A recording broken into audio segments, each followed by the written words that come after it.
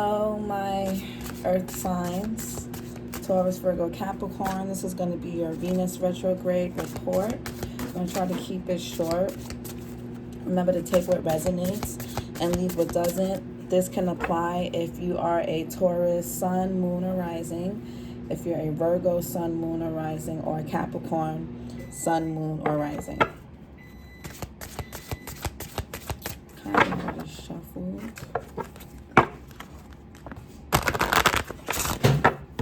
Oh, we got Virgo. We got Virgo here showing up. So far for the fire and air signs, their energies have been showing up in their reading. So hopefully you guys' energy shows up in your own reading as well. So let's see. Oh, Taurus was trying to come out. Oh, Taurus again. Earth sign, sorry. But we got acceptance that flew out, an emotional phase or domestic development. So some of you guys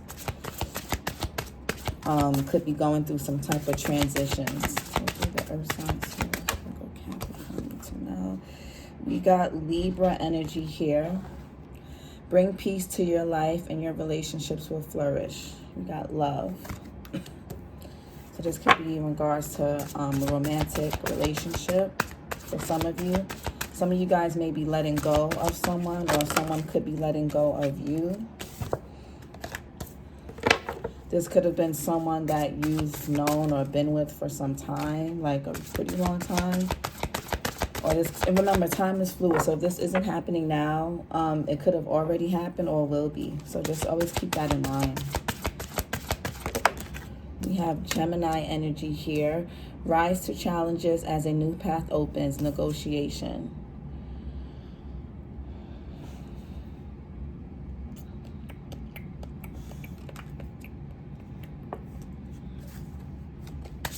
Let's see.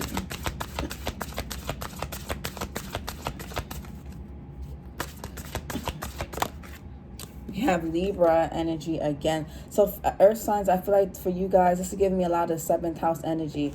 A lot of you guys, it says reevaluate relationships, justice, and fair play. Rebalance. I feel like a lot of you guys, this for most of you, a lot of air energy. So we got Libra here heavy, and then Gemini. Yeah. I feel like for a lot of you, this is about personal relationships, romantic, if I must say, friend, and it could be friends and family. But I feel like a lot of you during this Venus retrograde, you will be reevaluating long-term relationships that you've been engaged in for some time. A lot of you guys will be reevaluating how you show up in relationships and making sure, like if you guys are like just started dating someone, you guys could be reevaluating how you let people treat you in the past that wasn't fairly. So you guys now have a more firm and more like stern footing about your needs and, you know, your desires, rather than always catering and always taking care of other people. Some of you guys could be looking back on just past relationships that could have recently ended, or, you know, you guys could be thinking about walking away from someone, or vice versa. Flip the script as need be. But, you know, for a lot of you guys, a lot of you could be entering new relationships once this retro. I would advise to, if this is something that's just starting, I would advise to just get to know the person. And then this retrograde ends on the 29th. After the 29th, then like make things official. But even if you do make it official now, just reevaluate the dynamic and just make sure that things are fair. Make sure things are going to be fair. And make sure your needs are spoken, they're said, they're put out on the table, and this person is willing, capable, and able to receive and deliver that for you. Sometimes, you know, we can like someone or someone can like us, and they just, or we are not capable of loving them in the way they want to be loved.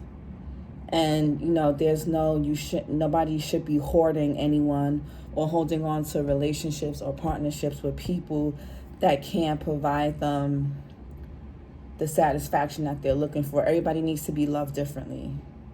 It's, so the more you know yourself, the more you can, the more you'll realize, like, who can meet your needs and who cannot. And I feel like for a lot of you guys are taking the time to take things slow. And just also, some of you could just be, if you're in current relationships or marriages, some of you guys could just be taking the time to just look at things and just go over things. And, you may feel like you can do things you may feel like you can do things differently for your partner, or maybe they feel like they can do that for you, or, you just may be wanting to kind of, you may want to just do things in a different way. You may want to switch it up. You may want to do things in a more healthier manner, a more fair manner, right? A lot of you guys could be learning that in order to maintain healthy relationships, you have to be healthy within yourself. You got to be balanced within yourself. If you're not balanced within yourself, you cannot bring balance to anybody or anything else. When we're off balance, we want to control people and things. And when you get into a relationship, when you're not in balance, you end up kind of like spilling that over into someone else's space in their life. And that's not fair. So a lot of you guys need to reevaluate your own inner peace during this Venus retrograde.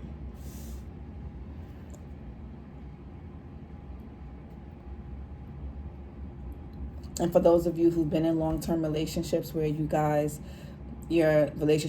commitment and connection could be tested, there may need to be some type of negotiation. There may need to be, something could be out of balance. Somebody may be giving more while the other is just taking, whether this is financial, emotional, energetics, there needs to be a new way of going about things.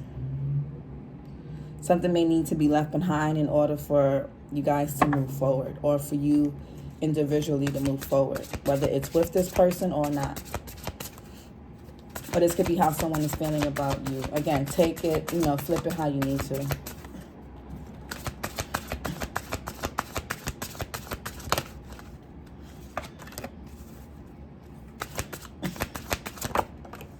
Ooh, Pisces flew out, and we have wander. Follow your dreams.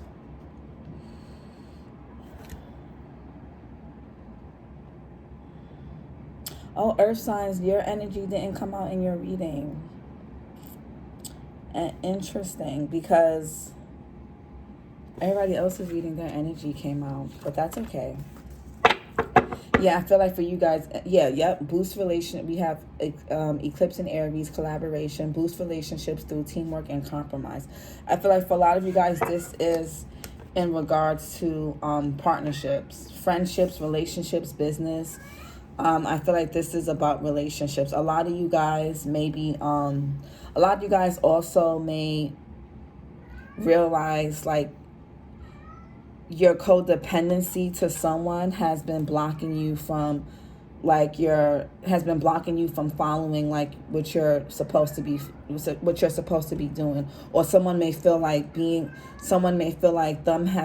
with you for so long, or being with you period, has blocked them from following their dreams. So I also feel like for a lot of you guys, there's a lot of dual energy here. Gemini, Gemini has the two minds, Libra the scales, and Pisces the two fish. There's a lot to weigh here, earth signs. This could be we got Pisces energy, Libra, and Gemini energy, and we got Aries here at the bottom of the deck.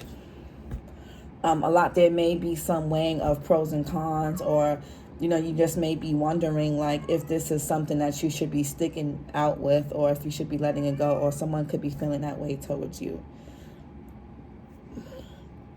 I feel like that's pretty, like, explanatory, really. I don't really feel like there's too much.